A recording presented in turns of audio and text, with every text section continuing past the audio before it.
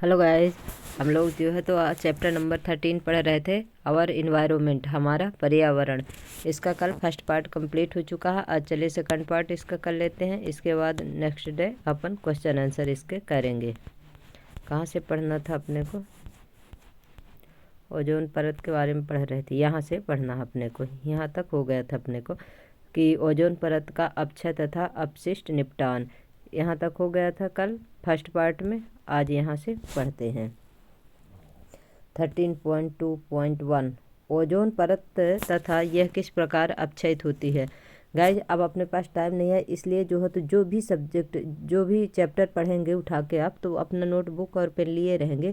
जो आपको इम्पोर्टेंट लगेगा उसे क्या करना है, मतलब वन लाइनर जो है तो नोट्स बनाते जाना है, क्योंकि अब सिर्फ आपका रिवीजन हो रहा है। ये नहीं है कि अब हमको डिटेल से पढ़ना, डिटेल से पढ़ने को अब टाइम नहीं है, बस रिवीजन रिवीजन रिवीजन। इसलिए जो है तो नोटबुक पेन लेकर बैठना है। जो इम्पोर्टेंट लगे है उसे नोट करना, और जो नहीं बनता उसे नोट करना।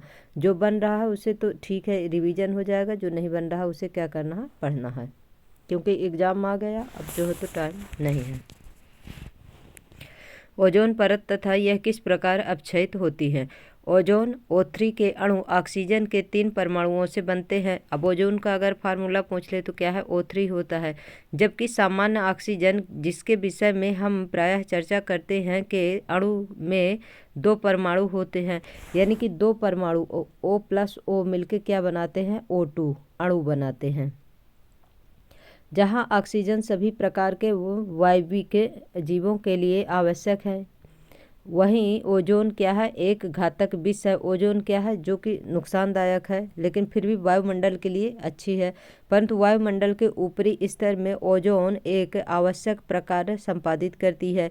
यह सूर्य से आने वाले पराबैंगनी विकिरण से पृथ्वी को सुरक्षा प्रदान करती है।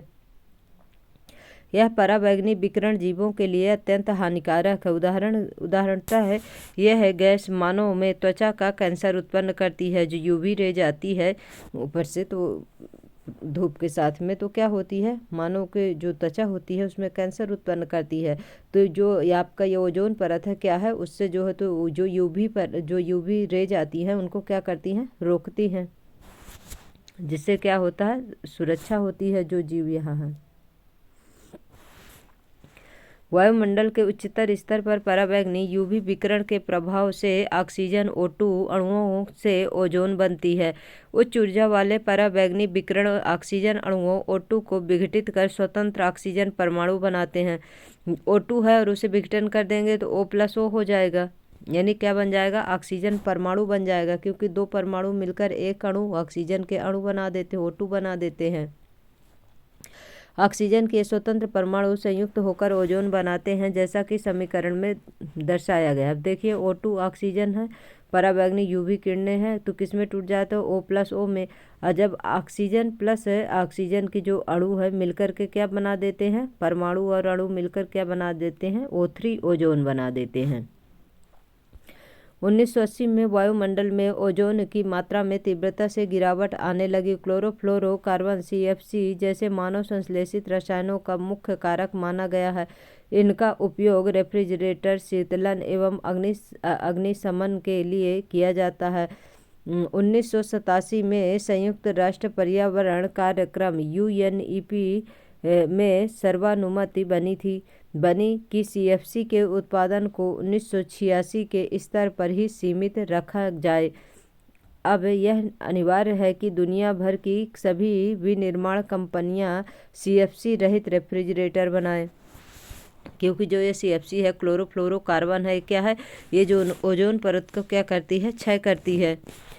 क्रियाकलाप 13.4 पुस्तकालय, इंटरनेट अथवा समाचार पत्रों से पता लगाइए कि कौन से रसायन ओजोन परत के अपक्षय के लिए उत्तरदायी हैं। पता लगाइए कि इन पदार्थों के उत्पादन एवं उत्सर्जन के नियमन संबंधी कानून ओजोन क्षरण कम करने में कितने सफल रहे हैं।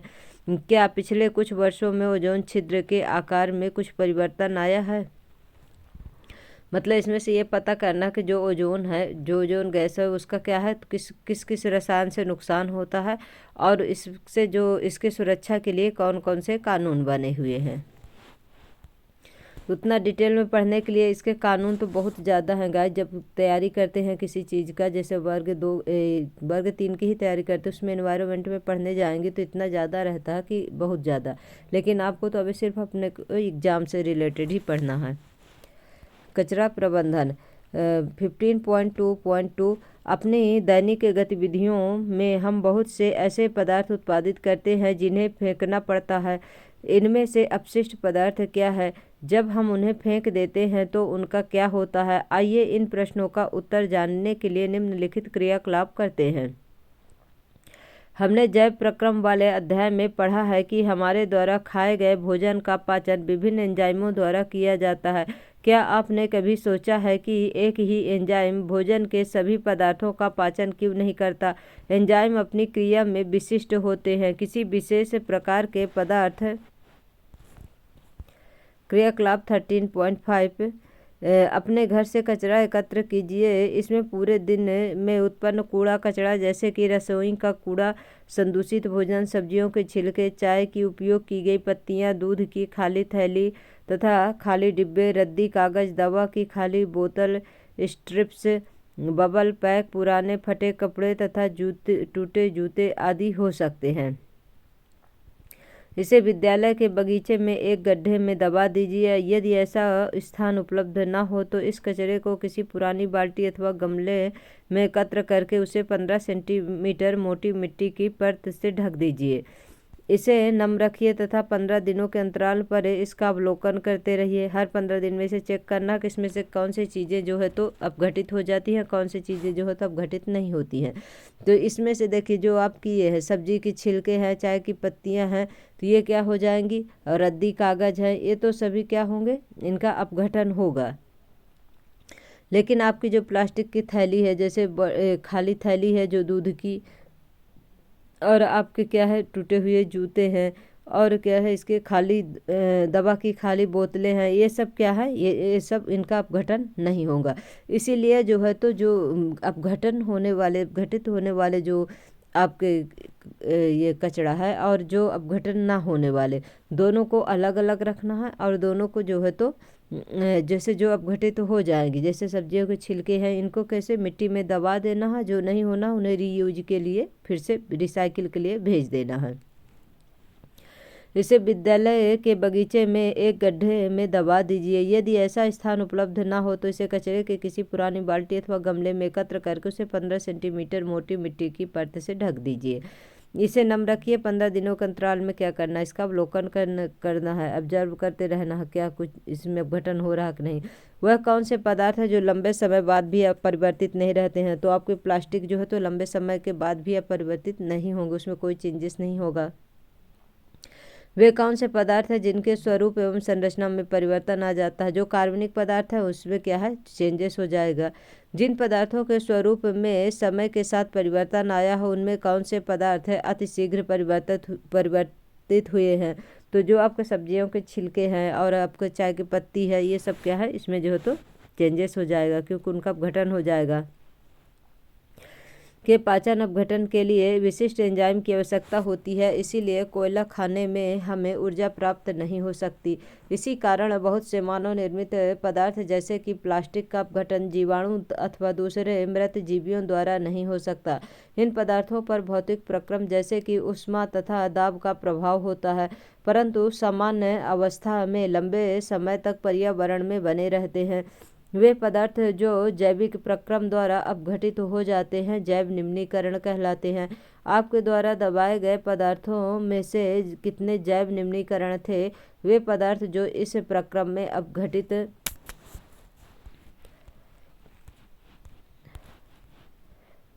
नहीं होते। अब देखिए क्या है क्रियाकलाप 13.6 जैव निम्नीकरण, और आपके क्या है जैव निम्नीकरण कहलाते हैं। और आपके द्वारा दबाए गए पदार्थों में से कितने जैव निम्नीकरण?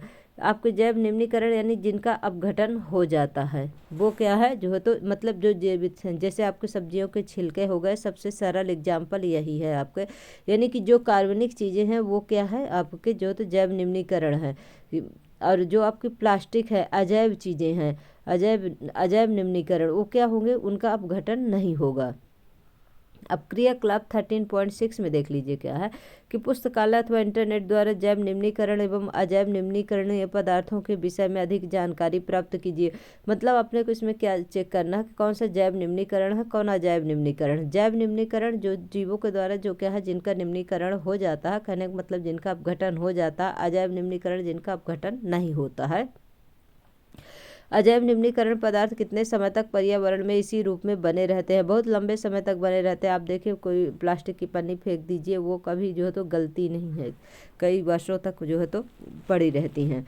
आजकल जैव निम्नीकरण प्लास्टिक उपलब्ध हैं। इन पदार्थों के विषय में अधिक जानकारी प्राप्त कीजिए तथा पता लगाइए कि क्या उनसे पर्यावरण की हानि हो सकती है अथवा नहीं। जिनका निम्नीकरण होगा उनमें से नुकसान पर्यावरण का नहीं होगा,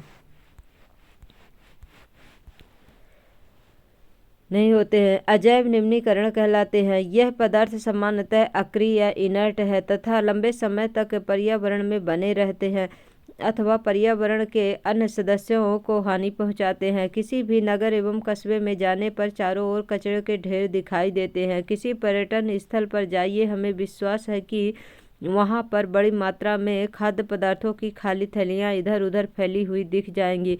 पिछली कक्षाओं में हमने स्वयं द्वारा उत्पादित इस कचरे के निपटान के उपायों पर चर्चा की है। आइए इस समस्या पर अधिक गंभीरता से ध्यान दें। क्रियाकलाप 13.7 पता लगाइए कि घरों में उत्पादित कचरे का क्या होता है। क्या किसी स्थान में से इसे एकत्र करने का कोई प्रबंध है? पता लगाइए कि स्थानीय निकायों, पंचायत, नगर पालिका, आवास कल्याण समिति द्वारा इसका निपटान किस प्रकार किया जाता है। क्या वहाँ जैव अपघटित और अजैव अपघटित कचरे को अलग अलग करने की व्यवस्था है? हाँ, देखिए जो कचरा की जो गाड़ियाँ आती है उसमें देखिए कहते हैं कि ये जो जो सब्जियों के छिलका है उनको क्या है अलग रखवाते हैं और जो प्लास्टिक वगैरह होते हैं उसे अलग रखवाते हैं।